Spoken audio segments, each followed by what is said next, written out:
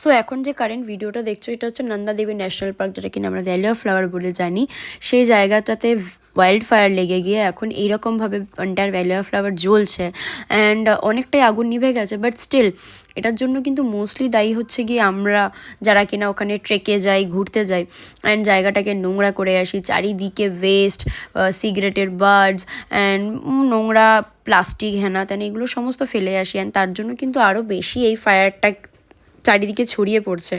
And উত্তরাখণ্ডের আজকে বরফ পড়ছে না, তার আরও বেশি রিজন হচ্ছে কিন্তু এই pollution and the way we people are actually treating our nature.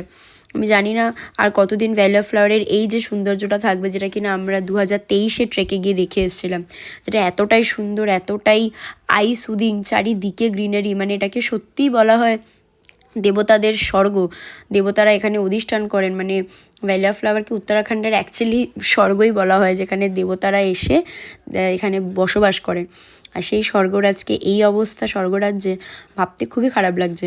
যারা যারা আমার ভ্যালি অফ ফ্লাওয়ারের ভিডিওটা দেখোনি তারা পারলে একবার গিয়ে এন্টায়ার ভ্যালি অফ ফ্লাওয়ার সিরিজটা দেখে এসো আমার ইউটিউব চ্যানেল গীত দ্য ওয়ান্ডারারে। তোমরা দেখলেই বুঝতে পারবে, তোমাদেরও হয়তো একটু কোথাও না কোথাও খারাপ লাগতে পারে, যেটা আমার এখন লাগছে, যে এত সুন্দর একটা ভ্যালি অফ ফ্লাওয়ার ট্রেক, এত সুন্দর রিভার বেড, এত সুন্দর ভ্যালি, সেটা এখন জ্বলছে। Seriously I am feeling really very heart broken right now.